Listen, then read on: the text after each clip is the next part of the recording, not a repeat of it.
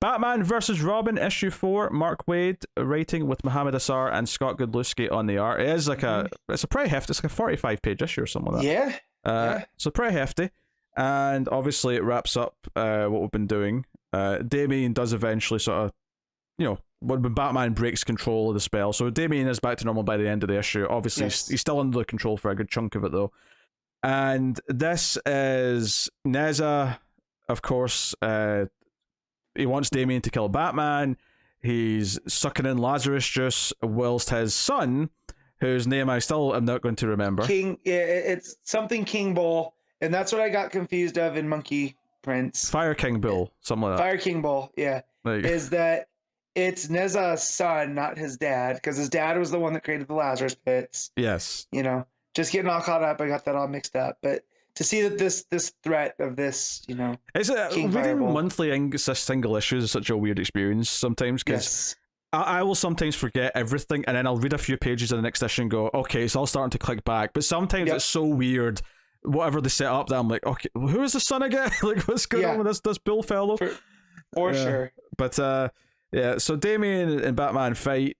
There's some internal monologue about the moves that Damian's using, some of which he learned from Batman, some he learned from Shiva and other teachers that Bruce doesn't know, and this all being like, and I do like that Damian clocks this when he kind of has him beat. He's like, wait a minute, like Batman would have a plan, like you would know how this was going to go, so what was the plan? And it turns out that Batman already found Talia, and Talia comes out just as Nez is about to put on the Fate helmet, which has got all the other magicians and magic users' powers. It's being supercharged. Yeah.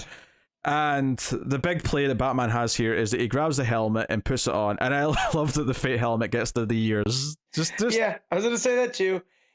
It's again one of these things that's so cheesy, but it works. That's a Mark Waid thing. Yeah, I'm just 100%. That's absolutely what it is. So he fires out. He talks about how he's not really good with the helmet necessarily. I like this little detail. It's like, because magic's all about submitting to it and giving yourself over to it, and Batman can't really do that.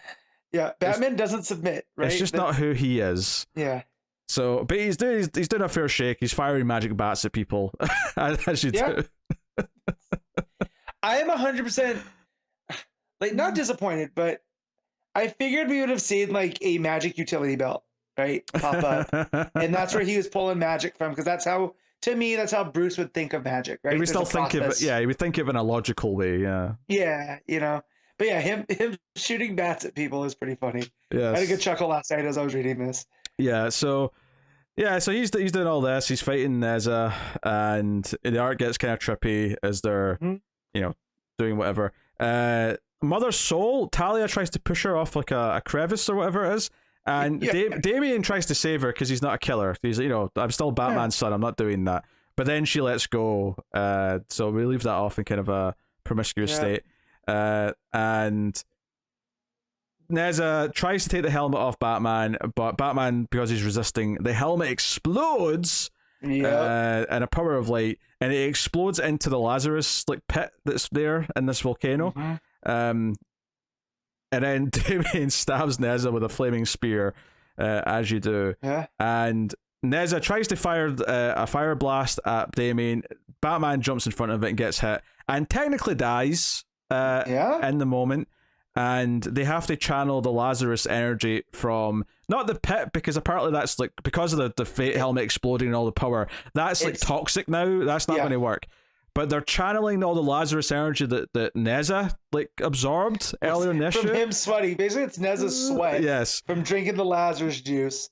And they're able to do this because he's too busy fighting his son. The Fire Bull King's shown up, and they're fighting. So this is all going on. This is all insane as shit. I just want to clarify this. This is nonsense. And a kind of a fun way. We were getting a book called Batman versus Robin. I did not believe there would be Batman fighting a demon king in a cave that's filled with Lazarus pit. Yeah. Like, that's not where I thought this book would go at all. So basically they run off at the end. Neza flees as well. They're going to Talia's plane, and the final page is the volcano on Lazarus Island erupting with Lazarus energy, no doubt causing the Lazarus planet that we're about to See, experience. yes. I mean, I can't say that I didn't have a good time reading it. I can't say that I didn't like some of the character beats, and I certainly can't say that I'm not intrigued by where it's going. But definitely, objectively, some of it's a bit weird.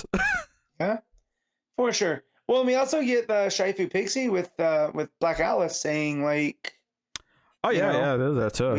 I was too busy trying to get the big points. I wasn't even thinking about them.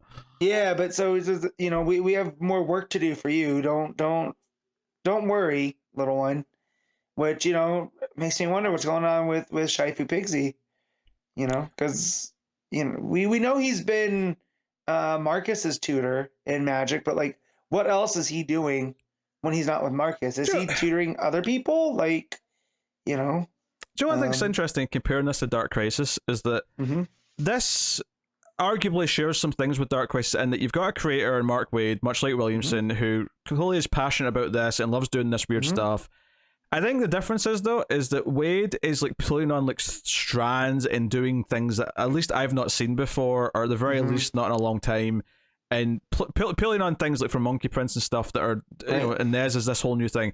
Whereas at least I think with Williamson and the Crisis stuff and a lot of the things that Williamson's done is that he ultimately kind of reverts back into like a nostalgia kind of thing where he goes back to kind of the well. Here, even though Wade's using things that he clearly cares about because he likes these characters and he likes, the nostalgia of certain things, it feels like he's doing weirder things with it. So there's kind of almost like, even if I don't necessarily love every idea, there's kind of like I can appreciate and feel the passion constantly.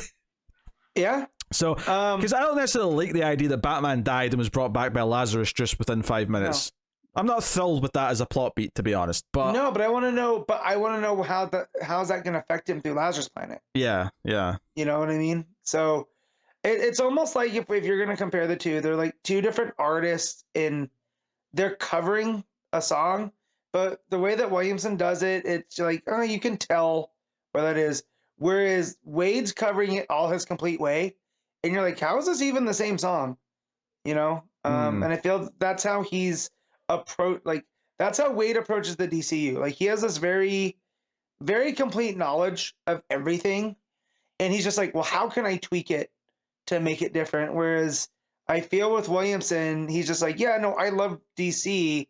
I'm just gonna, get into my comfort zone and write things. Yeah, I guess the difference is that Waid wants to use everything he loves, and I think Taylor does this with a lot of his like characters and books right now, especially when you look at something like Deceased or you look at even just his Nightwing run. But using everything he loves to do new things with the characters, whereas it feels like Williamson's wanting to play the greatest hits again and is doing another Crisis because he wants to do his like callback to Crisis. So it's a little bit, it's almost like that legacy nostalgia sequel problem that movies have right now, where Ghostbusters Afterlife can't be its own thing. It's just this love letter to Ghostbusters, and fundamentally, it's like it's too much sugar and dessert and not enough actual nutrition. Right. So, yeah. Yeah. So, but yeah, no, Mark Waid, I'm so glad he's back writing for DC. Like, oh yeah, for sure. Yeah. Came up reading his Legion. That's why I love Legion so much, and then I realized, I don't know, I really just love the Mark Waid version of Legion because it was the same thing. It was these familiar concepts of like Colossal Boy, right?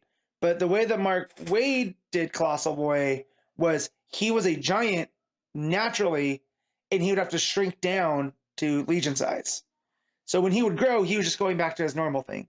So it was just always just a slight little tweak there to make it his own thing. And that's very much what this, Batman and Robin run been. I mean, we did the House of Secrets and the House of Mystery in issue 2, and how pulling from the DC, not legacy, but like their history of that book and those characters that had showed up that I didn't know who they were until I researched them. But the fact that Mark Waid did it his own way and how they converse with Batman, it's really cool. So again, yeah, I'm glad that he's back. Yeah. All right, what are you rating? Batman v Superman? That's not Batman v Superman. Batman v Robin. Yeah. You don't really want my score for that first thing you said. But Batman versus Robin, I'm gonna give this an 8. What am I giving this? I'm gonna go with I'll go with a 7 on this. Like I think there's just enough things in it that I'm not as necessarily in love with, but I do like a lot. You know, there was definitely an easy read. I'm definitely intrigued by where it's going, even though I don't think Lazarus Planet is something that I'm that actively excited about. I'm definitely curious. I'm definitely going to be, into at least seeing what it is. Yeah. So it's one of those things where like I don't know what this is going to be, and it could be a complete mess or it can be complete zany fun. Yeah, it's going to be one of the two though. I don't think it'll be a middling mediocre thing, because he's swinging hard for whatever it is.